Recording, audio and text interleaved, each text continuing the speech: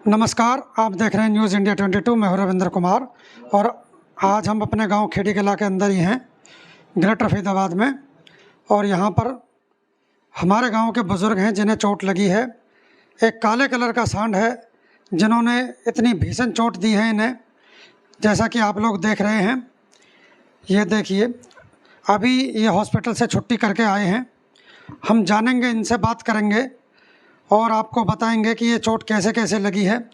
गांव में काफ़ी ऐसे सांड हैं जो घूमते हैं आवारा, और वो कहीं ना कहीं लोगों पर, बच्चों पर, बड़े बुज़ुर्गों पर हमला करते रहते हैं।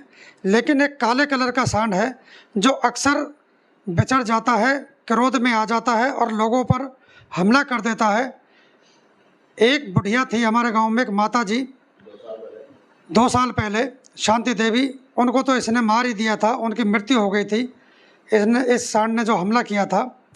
अब आइए हम अपने गांव के बुज़ुर्गों से बात करते हैं, इनसे इनकी पीड़ा जानते हैं। नमस्कार जी। नमस्कार जी, नमस्कार। सर, नाम बता दीजिए अपना। मेरा नाम बुधराम है, खेड़ी कला। तो आपको ये चोट कैसे कैसे लगी है जी? मैं कल अपने दरवाजे पे बैठा हुआ था जी। कल सुबह करीब 6:30 बजे। जी। वो काला सांड आया और उसने मेरा सींग मारा यहाँ, ये राइट साइड में, जी। जांग में, जी। और मेरी काफ़ी खाल पलट गई और मेरे कंधे में जो चोट लगी है, मतलब काफ़ी परेशान कर दिया। पैर का मांस फट चुका है? पैर का मांस फट गया है, इसमें टाँके आए हैं 15-20। जी। और गांव में कम से कम 15-20 आदमियों को इसलिए अब से पहले चोट पहुंचा चुका है। और एक बुढ़िया मार दी थी 1.5-2 साल पहले। 2 साल पहले शांति देवी को ये बिल्कुल मार चुका है। हाँ जी। एक और भी हमें बुजुर्ग मिले हैं, गिरिराज जी, गिरिराज नरवत, वो बड़े के मोहल्ले से हैं। उनके पोते का भी इसने हाथ तोड़ दिया है। ऐसा जी, ये केस रोजाना करता रहता है, रोजाना ही किसी ना किसी को मारता रहता है। तो नगर निगम के कर्मचारियों को इससे गांव से खदेड़ देना चाहिए। नगर निगम का आज तक कोई फायदा खेड़ी कला को नहीं हुआ है जी।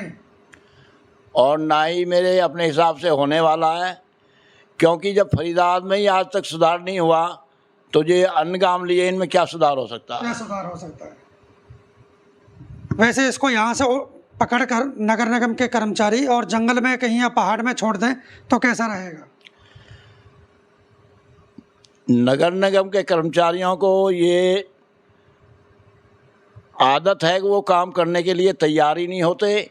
यदि ये ऐसे इनको पशुओं को पकड़ के ले जाए तो यहाँ पशु की जो है देखभाल ही ख़त्म हो जाए। यहाँ हमारे यहाँ कम से कम 15-20 पशु तो हर टाइम दरवाजे के आसपास घूमते रहते हैं।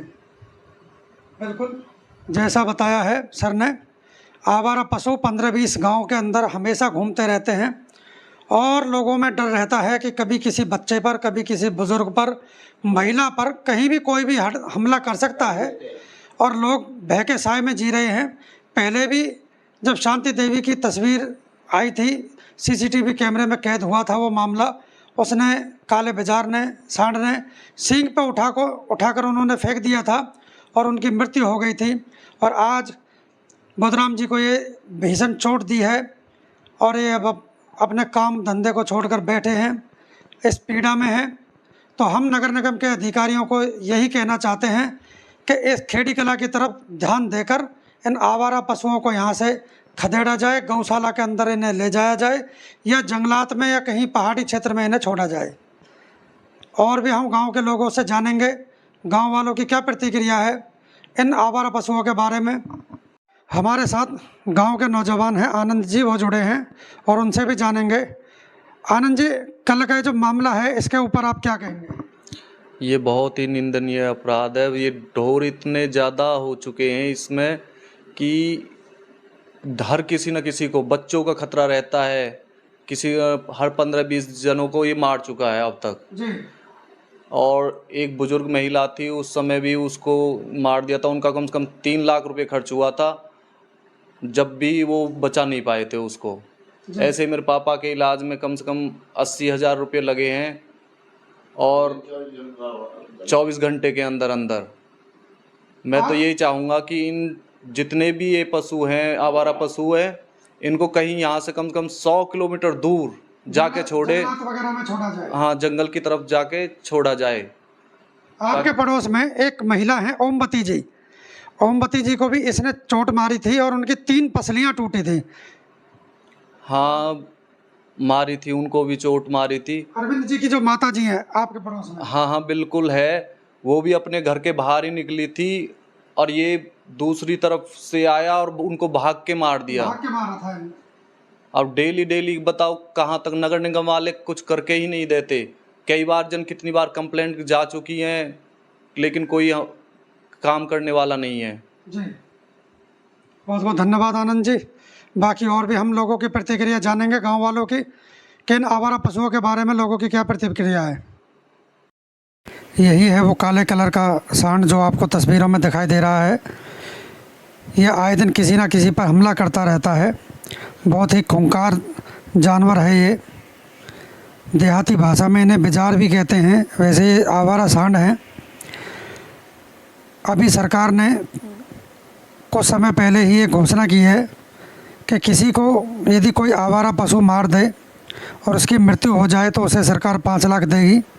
लेकिन जिन लोगों को चोटें आती हैं या घायल हो जाते हैं, सरकार को उनकी तरफ भी ध्यान देना चाहिए, क्योंकि कई बार होता है कि लोगों को गंभीर चोटें आती हैं, हाथ पैर टूट जाते हैं, मांस फट जाते हैं।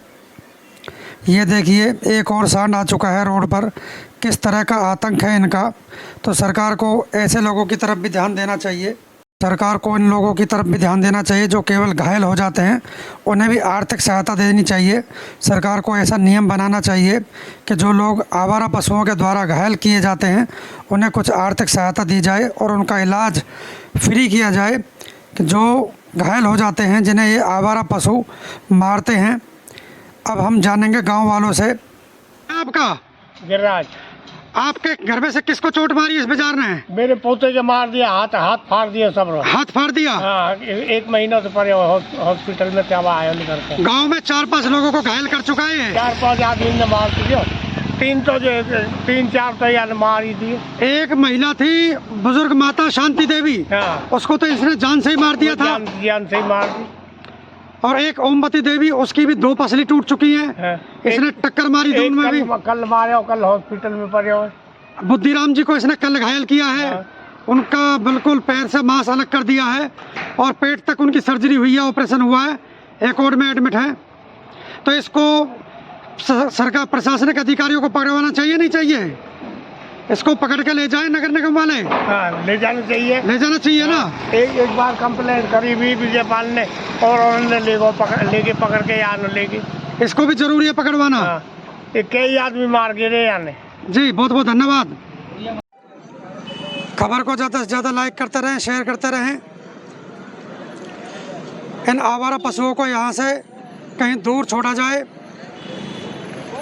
इस खबर को ज़्यादा से ज़्यादा शेयर करते रहें। गवर्नमेंट स्कूल की छुट्टी हो चुकी है, बच्चे अपने अपने घर को जा रहे हैं। और ये पशु जो आवारा पशु हैं गांव खेड़ी कला के अंदर, ये अक्सर यहाँ बस स्टैंड पर घूमते रहते हैं और कभी नौजवान पर तो कभी बड़े बुजुर्ग पर, कभी कहीं किसी ना किसी पर ये अक्सर हमला करते रहते हैं। तो ऐसे में बच्चों का भी यहाँ से गुजरने में डर बना रहता है कि कहीं किसी बच्चे पर ये आवारा पशु कोई हमला ना कर दें। इसलिए इन आवारा पशुओं का यहाँ से खदेड़ना ज़रूरी है।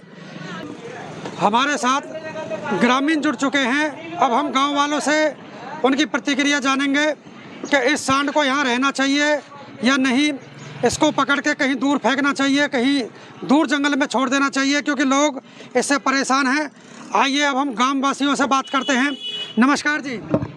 साहब ऐसा है जी, इसको कत्ते ले जाए, इसने कई मर्डर कर दिए। एक जनानी तो कत्ते फुटबॉल की तरह मारी है इसने। एक दुकानदार मारा है इसने। 2 बच्चे। इसको जंगल में कहीं छोड़ दे, बाहर होना चाहिए, ये गांव में रहना नहीं चाहिए। गाँव से दूर होना चाहिए इसे। हाँ जी, कहीं पहाड़ में या खादर में दूर कहीं यार लंबा छोड़ो इसे। और इसका ऐसा है और किसी को भी मार सकता है। बिल्कुल, स्कूल के बच्चे आते हैं उन पे भी हमला गाड़ी पे भी अटैक करने लगे अभी। हाँ, गाड़ियों को भी तोड़ता है। इसको बाहर निकालो यहाँ से। और भी जानेंगे हम गांव वालों से। हमारे साथ जुड़ चुके हैं गांव वाले। ये जो आवारा पशु गांव खेड़ी कला के अंदर घूमते हैं और लोगों पे जो हमला कर रहे हैं इन्हें गौशाला में या कहीं जंगलात में नहीं छोड़ना चाहिए?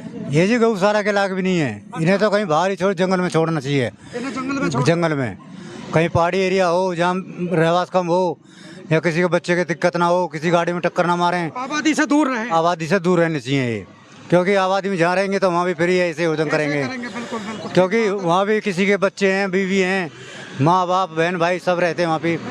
तो इस हिसाब से, जिस हिसाब से इन्होंने आतंक उतार रखा है ना गाँव में, उस हिसाब से दूर रहने चाहिए, बस्ती से अलग ही होने चाहिए ये। और इसने तो जी ज़्यादा ही आतंक उतार रखा, बहुत ज़्यादा। जो काला सांड है, हाँ जी, काले सांड ने, इसने तो बहुत ही ज़्यादा आतंक उतार रखा जी। स्कूल के बच्चे आते हैं उन पर भी अटैक करता है, बाइक आती हैं, गाड़ी आती हैं, सब पर अटैक करता है ये। इसने बहुतों को मार चुका है। धन्यवाद। और भी हम गाँव वासियों से बात करेंगे, जानेंगे कितना आतंक है इसका। हमारे साथ ग्रामीण और भी जुड़ चुके हैं। ये जो काला सांड है इसने गांव वालों पर कईयों पे हमला किया है।